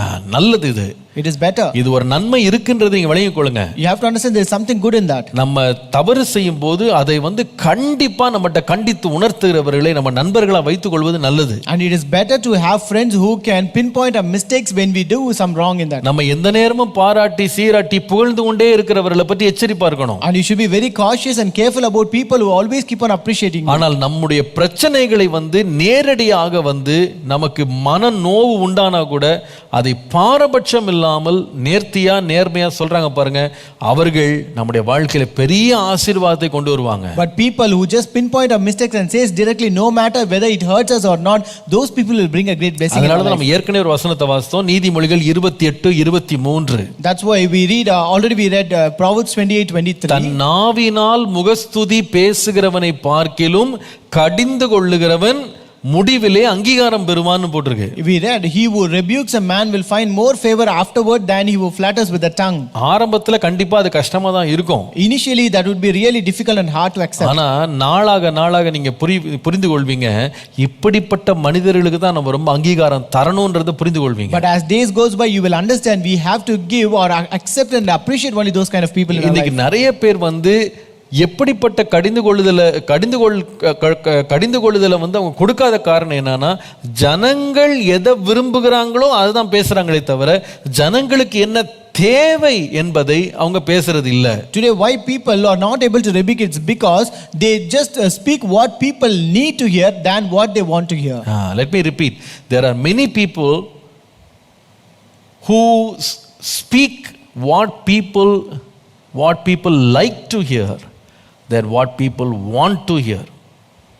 ஜனங்கள் எதை கேட்கிற விரும்புகிறாங்களோ அதை பேசுறாங்களே தவிர ஜனங்களுக்கு என்ன தேவையோ அதை அவங்க பேசுறது இல்ல. There are people who speak what people like to hear than what people want to hear. நீங்கள் இப்படிப்பட்ட கடிந்து கொள்ளுதல் இல்லாத உறவுகளை பாருங்க, அது ரொம்ப நாள் நிலைச்சிருக்காது. When you see such kind of relationship without rebuke, that will not stand for a long time. நீங்க தேன் வந்து கண்ணை தெளிவிக்கும், உண்மைதான். So the honey will brighten your eyes, that is true. ஆனா ரொம்ப தேனை குடிச்சிங்க வச்சுக்கிடுங்க, அது நம்ம வியாதியா மாறிடும். But if you consume more honey, it becomes a disease.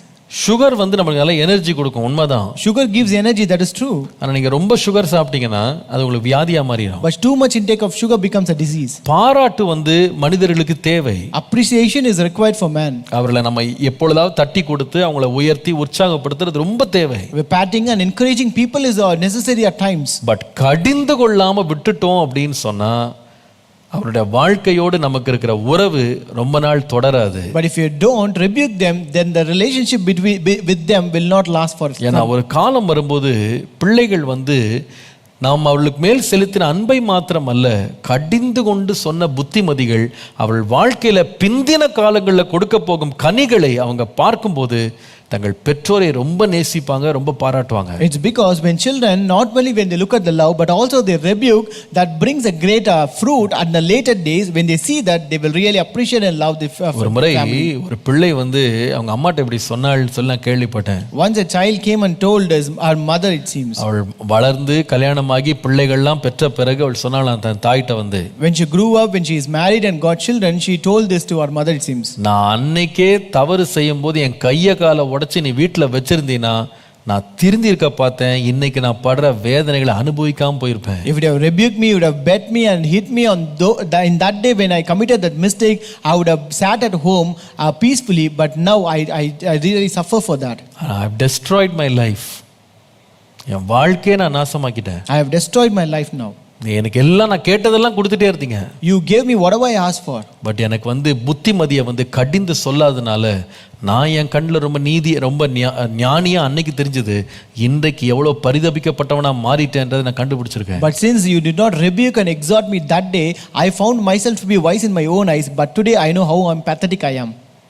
நிறைய பேர் கடிந்து கொள்ளுதலுடைய விலையை உடனே புரிஞ்சுக்க மாட்டாங்க, பட் காலம் வரும்போது புரிந்து கொள்வாங்க. But today many people will not understand the value of a rebuke immediately, but when time comes they will understand it. நம்ம உண்மையா அந்த டைம்ல தான் இந்த கடிந்து கொள்ளுதல் எவ்வளவு அன்பினால் நமக்கு கொடுக்க முடியும், அது எவ்வளவு நம்முடைய உறவுகளை நீண்ட காலம் கொண்டு போகும்ன்றதை கண்டுபிடிப்பீங்க. And only then you can find out how much love this rebuke can bring you and how this relationship can go for a long time. உண்மையா நான் சொல்றேங்க, இப்படிப்பட்ட போதகர்களோடு நீங்கள் வைத்திருக்கிற உறவுகள் it will actually grow stronger. When you have such kind of relationship with some preachers, that relationship will make you grow stronger. ஏன் தெரியுமா?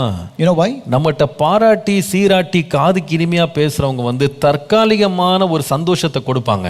People who appreciate you and who speak sweet words to your ears just give a temporary joy to you. ஆனால் வாழ்க்கையின் கடினமான சூழ்நிலைகள், வாழ்க்கையினுடைய போராட்டங்களை சந்திக்கிறதுக்கு, வாழ்க்கையின் முக்கியமான தீர்மானம் எடுக்கிறதுக்கு நம்மை நினைவில் கொண்டு வருகிற ஒரு முக்கியமான ஒரு சத்தம் என்னன்னு கேட்டீங்கன்னா அந்த எச்சரிப்பின் சத்தம். But only those sound of a rebuke and warning will come to us and help us in times of our struggles, our hardships and the times of our important decisions. நம்ம தற்காலிகமான சந்தோஷங்கள்ல நம்ம நின்னுட்டோம் அப்படின்னா நம்ம வாழ்க்கையில ஆபத்து நாள் வரும்போது, இன்றைக்கு அந்த ஆலோசனை நம்மகிட்ட இல்லையே, நம்மளை கடிந்து கொண்டு நமக்கு உரைக்கிற மாதிரி புத்தி சொல்றதுக்கு யாருமே இல்லையேன்னு அன்னைக்கு கவலைப்படுவோம். When we stop with the temporary joy, when we go through these hardships and times of struggle, we will not find a person to give a good rebuke and counsel. அன்றைக்கு நம்ம ஃபீல் பண்ணுவோம். That day we will feel for that. என்ன ஒழுங்கா கண்டிச்சு திட்டி கொஞ்சம் வழிப்படுத்தி இருந்தா எவ்வளவு நல்லா இருந்திருக்கும். If you would have rebuked me, if you would have exhorted me and set right my way, how better it would have been. என்ன கொஞ்சம் சீர்படுத்தி இருந்தா எவ்வளவு நல்லா இருந்திருக்கும். If you would have set right me, how better it would have been.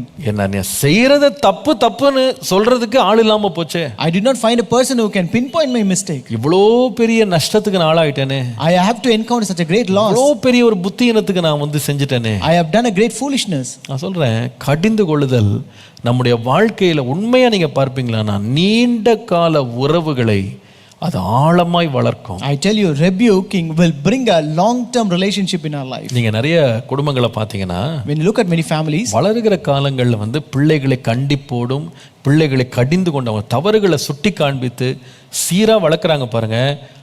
அந்த teenage பருவம் வரைக்கும் அவங்க பெற்றோருக்கு விரோதியா தங்களை பார்ப்பாங்க. ஆனால் அவங்க வளர்ந்த பிறகு, தங்களுக்குன்னு குடும்பத்தை கட்டின பிறகு திரும்பி பார்த்தா அப்படிப்பட்டு கடிந்து கொண்டு, நான் சொல்கிறேன் சும்மா சத்தம் போடுறதில்ல, நியாயமான நேர்த்தியான தரமான கடிந்து கொள்ளுதலை கொடுக்குற பெற்றோரை திரும்பி பார்த்து நிச்சயமா அவங்கள பாராட்டுவாங்க. So when even in certain families, when the parents give the good quality rebuke to the children, they may appear to be enemies until their teenage, but later when they grow up and build their life, those rebuking and exhortation have built their life, and that would be a great benefit. ஆரம்ப கட்டத்துல பெற்றோரை விட்டு பிரிஞ்ச மாதிரி தெரிகிற பிள்ளைகள் கூட நேர்த்தியான கடிந்து கொள்ளுதலை பெற்றிருப்பார்களானால் பிந்தின நாட்கள்ல அந்த உறவுகள் சீரடைந்து முதிர்ச்சி அடையும் போது அந்த உறவுகளை நேசித்து பாராட்டுகிறவர்களாக மாறுவாங்க என்பதுல சந்தேகமே கிடையாது. Children who seem to have been separated in the initial stage of rebuking, but later stage when they become mature enough, they will really understand that this is for the good, and their life has been set right, and surely they will be blessed. இது என்னுடைய தனிப்பட்ட வாழ்க்கையில அனுபவிச்சிருக்கிறேன். This I have experienced in my personal life. சில வேளையில உண்மையா சொல்ல போனா நிறைய வாலிப பிள்ளைங்க என்கிட்ட சொல்லியிருக்காங்க. And many times even many young children have come and told me this. Uncle, நீங்க அன்னைக்கு வந்து கடிந்து கொண்டு எனக்கு சொன்ன புத்திமதி தான் நான் இன்னைக்கு வந்து நல்லா இருக்கிறதுக்கு காரணமா இருக்கு. அன்னைக்கு நான் உங்களை ரொம்ப வெறுத்தேன், பட் இன்னைக்கு நான் ரொம்ப நேசிக்கிறேன்னு சொல்லுவாங்க. Uncle, that day you rebuked me and gave this counsel, and that is the reason that I am today, because that day I hated you, but today I am well just because of that. வளர்ந்த பிள்ளைகள் சொல்றதை கேட்டிருக்கேன். I have seen people who grown up have told this. அந்த சின்ன வயதில் அந்த கடிந்து கொண்ட அந்த உபதேசம் கேட்டதுதான் எங்களை அந்த காலத்திலையும் காப்பாற்றுச்சு, இன்னைக்கு எங்களை வந்து மேன்மைப்படுத்தி இருக்கு. Uncle, that the preaching of rebuking preaching that you did that day was the one which has made us to grow up even today. பல வருடங்களுக்கு முன்பு, பல வருடம் இல்லை, 2 வருஷத்துக்கு முன்னால ஒரு தம்பி வந்து ஒரு email பண்ணியிருந்தான். 2 years ago a brother sent me an email. அந்த தம்பி வந்து நான் நினைக்கிறேன் நான் ஸ்கூல் மினிஸ்ட்ரி பண்ணும்போது கிட்டத்தட்ட 10 வருஷத்துக்கு முன்னால என் கிளாஸஸ் அவன் attend பண்ணியிருந்தான். So that brother studied in my class when I used to do school ministry 10 years ago. 10 வருஷத்துக்கு முன்னாடி என்னோட கிளாஸஸ் அட்டெண்ட் பண்ணியிருந்தான். He attended my classes 10 years ago. அந்த பையன் எழுதியிருந்தான். He wrote this. அங்கிள், நீங்க எவ்ரி வீக் எங்க ஸ்கூலுக்கு வருவீங்க. Uncle used to come to our school every week. நான் வந்து உங்களுடைய பிரசங்கங்கள், உங்களுடைய போதனைகளை கேட்டுக்கொண்டே இருந்தேன். I was here listening to your preachings and sermons. அதெல்லாம் சிலது ரொம்ப நேரடியாக ஸ்ட்ரெயிட் ஃபார்வர்டா இருக்கும். நீங்க சொல்ற சில அட்வைஸ்லாம் வந்து ஸ்ட்ரெயிட் ஃபார்வர்டா இருக்கும். Some of your advices would be very straightforward to me. கேட்கிறதுக்கு ரொம்ப கஷ்டமா இருக்கும். That was really hard to accept. நீங்க சொன்ன எல்லா கதைகளும், நீங்க பேசின எல்லா டாபிக்ஸும் எனக்கு இன்னைக்கு மறந்துருச்சு. I have forgotten all the topics, all the stories that you told them. ஆனா எனக்கு நிச்சயமா சொல்ல முடியும். But surely I can tell. அந்த ஃபேஸ் ஆஃப் லைஃப், நான் அந்த 14 வயசுல இருந்து 16 வயசு வரைக்கும், 9th ஸ்டாண்டர்ட்ல இருந்து 12th ஸ்டாண்டர்ட் வரைக்கும் நீங்க எடுத்த அந்த பாடங்கள், அந்த காலத்துல என் வாழ்க்கையை நான் கடந்து செல்ல வேண்டிய முக்கியமான பகுதிக்கு அது எனக்கு ஒரு வெளிச்சமாக இருந்ததுன்றது இன்றைக்கு நான் உணர்றேன். But today I realize those lessons that you taught during that phase of life from 14 years to 16 years where actually helped me to pass through the life and made me to stand today. I could not remember the exact words that you told me, the exact topics I cannot able to recollect, but in that phase of life, if you had not come into my life and you have not given that strong and strict counsel, I would not be the person I am today. எனக்கு அன்றைக்கு தான் விளங்குச்சு.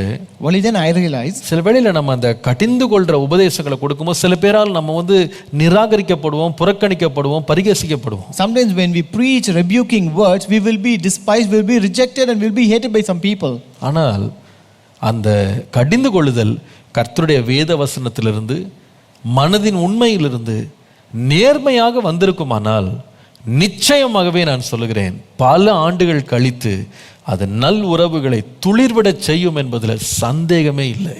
But if that rebuke comes truly from the word of God, from my heart, then I tell you that will bring a good relationship and that will blossom again. நம்முடைய இரட்சகராகிய இயேசு கிறிஸ்துவை பற்றி நான் 2 வசனங்களை சொல்றேன். நீங்க வீட்ல அப்பமா வாசிங்க. I will tell you 2 verses about our Lord and Savior Jesus Christ. தம்முடைய சொந்த சீஷர்களை பல முறை பல காரணங்களுக்காக ஆண்டவர் கடிந்து கொண்டு பேசியிருக்கார். The Lord rebuked his own disciples in many times in many places for many reasons. 2 வசனம் இருக்கு. There are 2 verses. Mark 16:14. Mark 16 and 14. அதில் அவருடைய அவிசுவாசத்தை குறித்து ஆண்டவர் கடிந்து கொண்டார். Here the Lord rebuked their unbelief.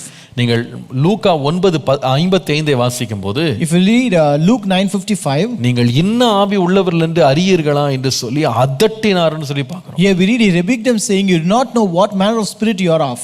அதனால இயேசு எப்பவுமே கிருபையா, ரொம்ப அன்பா, ரொம்ப எளிமையா, ரொம்ப பக்குவமா பேசிட்டு இருந்தார் நினைக்காதீங்க. So don't think that Jesus was always speaking words of compassion, words of affection, loving words always. உற்சாகப்படுத்தி கண்ணீரை துடைத்து அன்பாக பேசி கிருபையுள்ள வார்த்தைகளால் நிறைந்திருந்த அதே இயேசு எங்க கடிந்து கொள்ளணுமோ கடிந்து கொண்டார். The same Jesus who was filled with the words of comfort, the words that will wipe away tears and loving words, also rebuked at the same time. அந்த கடிந்து கொள்ளப்பட்ட சீஷர்கள் தான் கடைசியில இயேசுக்காக ரத்த சாட்சியா மரிக்கிறதுக்கு ஆயத்தமா இருந்தாங்க. Only these disciples who were rebuked by Jesus were prepared to undergo a martyr death for Christ. ஒரு வசனத்தை வாசிக்கிறேன், முடிக்க போறேன். We'll read a verse and finish this. நீதிமொழிகள் 9:8. Proverbs 9:8. பரிகாசக்காரனை கடிந்து கொள்ளாதே, அவன் உன்னை பகைப்பான்.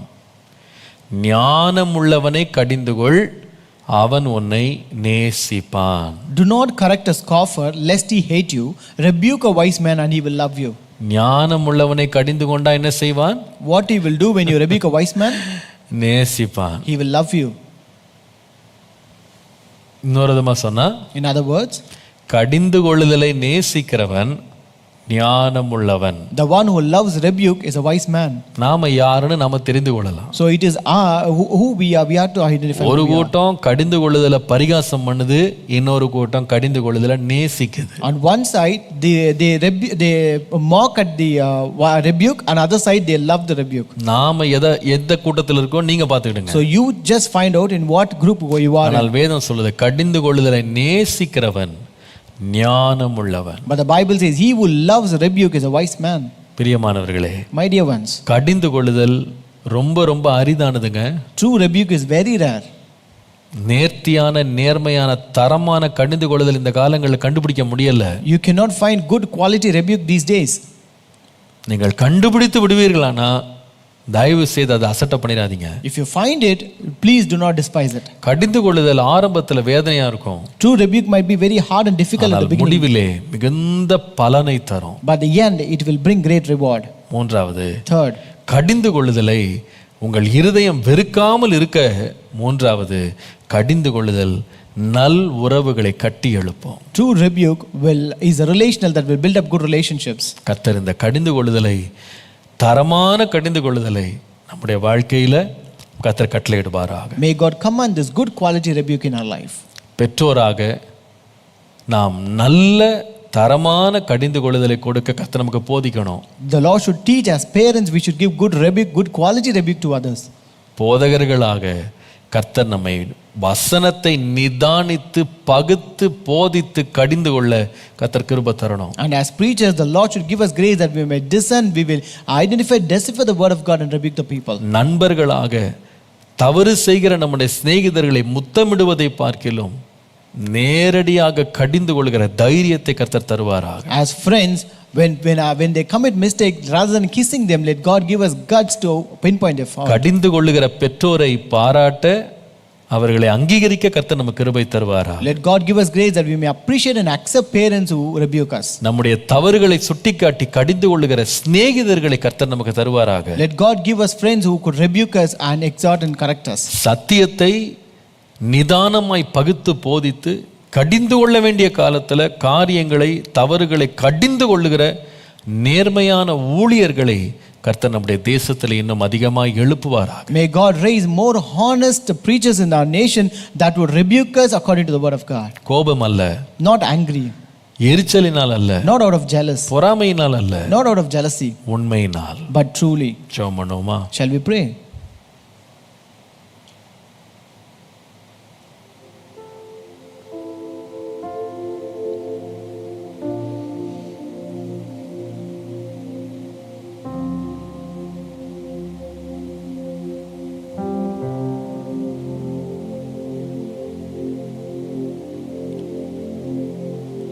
ஜீவனுள்ள தேவனே, ஆவியே வாரும். ஜீவனுள்ள தேவனே, ஆவியே வாரும். நோருக்கும் ஊருக்கும் உருவாக்கி நீரப்போம். ஜீவனுள்ள தேவனே, ஆவியே வாரும். உருக்கணும், நொறுக்கணும், உருவாக்கி நிறுத்தணும். You should break us, melt us and mold us. அப்படிப்பட்ட ஆவியானவர் எங்களை கடிந்து கொள்ளுகிற நம்முடைய வார்த்தையினால் வசனங்களால் எங்களை கட்டி எழுப்புவீராக. Let the Holy Spirit who could build our life through your words, please fill us, Lord. ஆண்டவரே, Lord, உம்முடைய கடிந்து கொள்ளுதலை அலட்சியம் பண்ணாதபடி அதை ஏற்றுக்கொள்ளுகிற இருதயத்தை எங்களுக்கு தாரும். Lord, give us a heart to accept your rebuking rather than despising it, Lord. தரமான கடிந்து கொள்ளுதலை கண்டுபிடிக்க எங்களுக்கு ஞானம் தாரும். Lord, give us wisdom to find out good quality. கடிந்து கொள்ளுகிறவர்களோடு நெருங்கிய உறவுகளை நாங்கள் வளர்த்து கொள்ள எங்களுக்கு ஞானத்தை தாரும். Give us wisdom that we may maintain a good relationship with people who rebuke us. தற்காலிகமாக கடிந்து கொள்ளுதல் எங்களுக்கு வேதனை கொடுத்தாலும் பிந்தின காலத்தில் எங்களுக்கு மிகுந்த பலனை கொண்டு வரும் என்பதை அறிந்து கடிந்து கொள்ளுதலை ஏற்றுக்கொள்ள கிருபை தார். Lord, give us grace to accept, knowing that true rebuke will be hard to accept at the beginning, but at the end it will be a rewarding to us, Lord. கிருபை தந்து வழி நடத்தும். Give us grace and lead us, Lord. இயேசுவின் நாமத்தில் பிதாவே. In Jesus' name we pray. Amen. Amen. Praise the Lord. கர்த்தர் நல்லவர். God is good. 180 நாட்களில் வேதத்தை வாசிக்கிற முயற்சியில் நாம் எல்லாம் ஈடுபட்டிருக்கிறோம். We are taking part in this 180 days Bible reading challenge. ஆண்டவருடைய கிருபையினால நாம இன்றோடு யோசுவாவின் புஸ்தகத்தை முடித்து நியாயாதிபதிகளுக்குள்ள கடந்து போறோம். By the grace of God, we're going to complete the book of Joshua today and enter into the book of Judges. இன்னைக்கு யோசுவா 21 முதல் 24 அதிகாரங்கள், நியாயாதிபதிகள் 1 முதல் 6 அதிகாரங்கள் என்கிற 10 அதிகாரங்களை இன்றைக்கு நாம் வாசித்து முடிக்க போறோம். Today we're going to read from the book of Joshua chapter 21 to 24 and from the book of Judges chapter 1 to 6, these 10 chapters today. கர்த்தர் தாமே கிருபை தருவாராக. May God give us grace. உற்சாகமா வாசிங்க. Read with interest. விடாம வாசிங்க. Read without ceasing. கர்த்தர் தாமே உங்களை ஆசீர்வதித்து மிகுந்த பலனை தருவாராக. May God bless you and reward you accordingly. வாசிக்கிறவங்க இதுவரைக்கும் நீங்க ஆன்லைன்ல ரெஜிஸ்டர் பண்ணாவிட்டால் நீங்கள் தயவு செய்து உங்களுடைய ரெஜிஸ்ட்ரேஷனை acabrc.comல நீங்க ஃபில் பண்ணிடுங்க. All who read this and take part in this, if you have not registered so far, kindly register your details in acabrc.com. அதிலே இந்த செய்திகளுடைய நோட்ஸ் எல்லாம் அந்த வெப்சைட்ல இருக்கு. வேண்டும் என்கிறவங்க அதை பயன்படுத்திக்கொள்ளுங்க. You can also find the notes of the sermons in that website. You can make use of it. கர்த்தர் தாமே உங்கள் ஒவ்வொருவரையும் ஆசீர்வதிப்பாராக. May God bless each one of you. Amen. Amen.